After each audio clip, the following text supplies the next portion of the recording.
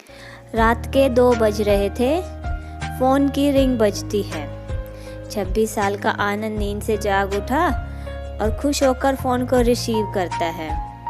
वह खुश इसलिए होता है क्योंकि उसकी नई नई गर्लफ्रेंड बनी थी, जो बिना टाइम देखे उसको कभी भी फ़ोन कर देती थी। फ़ोन की दूसरी तरफ से आवाज़ आती है, जन्मदिन मुबारक हो बेटा। आज मेरा बेटा पूरा 26 साल का हो गया है।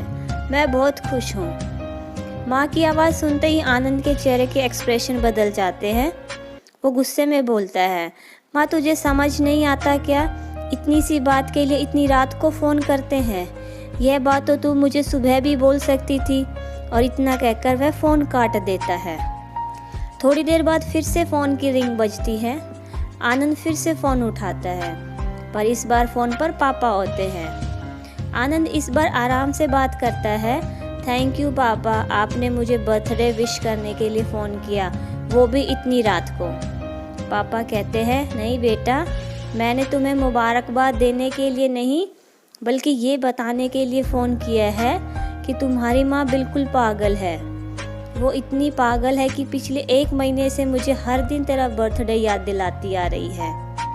वो इतनी पागल है कि तुमसे सैकड़ों किलोमीटर दूर है। उसने खुद अपने हाथों से तेरे लिए केक बनाया है।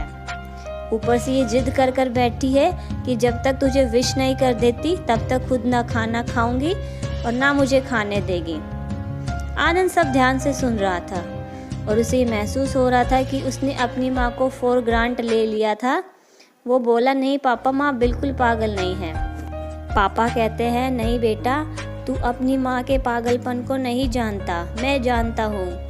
वह तो 26 साल पहले ही पागल हो गई थी, जब डॉक्टर ने उसे कहा था हम बच्चे को बचा सकते हैं या आपको, तो उसने बिना 1 सेकंड भी सोचे बच्चे को बचाने का फैसला ले लिया और मुझे भी कसम देकर उस फार्म पर साइन करने के लिए मना लिया था, जिस पर लिखा था उसकी ज़िंदगी इस ऑपरेशन से खतरे में, और अगर उसे कुछ होता है तो उसके ज़िम्मेदार डॉक्टर नहीं होंगे। अब तू ही बता बेटा, बिना तुझे देखे जो औरत तेरे लिए मरने को तैयार हो जाए, उसे हम पागल नहीं कहेंगे तो क्या कहेंगे? इतना कहकर पापा ने फ़ोन को रख दिया। अब आनंद को भी महसूस हो गया था कि जो उसने किया है वह भूल नहीं, गुनाह है। हाँ, एक बार किसी इंसान को दुख दो तो ठीक है, लेकिन भगवान को दुख देना तो गुनाह होता है, और माँ भगवान से कम नहीं होती है। अब पश्चाताप के आंसू उसकी आंखों से बह निकले। सवेरा होते ही आनंद अपने घर की ओर रवाना हो गया। अपने माँ बाप से माफ़ी मांगने के लिए घर पहुँचते ही उसने पहले माँ से माफ़ी मांगी, जिसने उसे गले से लगा लिया। फिर वह अपने पापा से माफ़ी मांगने लगा। पापा ने कहा, कोई बात नहीं बेटा, जा तू वापस चला जा। तेरी माँ हमेशा कहती थी कि तू उसे बुढ़ापे में संभालेगा, लेकिन अब तक मैं उसे संभालता हुआ आया हूँ और आगे भी उसे संभाल लूँगा। उसे यही समझ लेना चाहिए कि जो बेटा उसके एक फ़ोन करने से परेशान हो जाए, वह उसे उम्र भर क्या संभालेगा।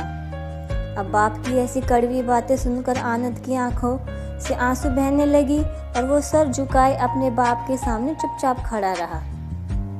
अब अपने बेटे को परेशान देख माँ आगे आती है और पापा को कहती है, जाने दीजिए ना, माफ़ कर दीजिए, हमारा ही बेटा है। तो फ्रेंड्स, माँ की ममता का मोल ना तो कोई लगा पाया है और ना ही लगा पाएगा। 9 महीने प्रसव की पीड़ा सहन करके जिन्हें हमें नई ज़िंदगी दी है, वह हमारी हर गलती को माफ़ कर देती है। तो फ्रेंड्स, आपको ये कहानी कैसी लगी कमेंट बॉक्स में ज़रूर बताना। अगर अच्छी लगे तो इसको लाइक कीजिएगा और मेरे चैनल को सब्सक्राइब कीजिएगा। मिलते हैं अगली कहानी में।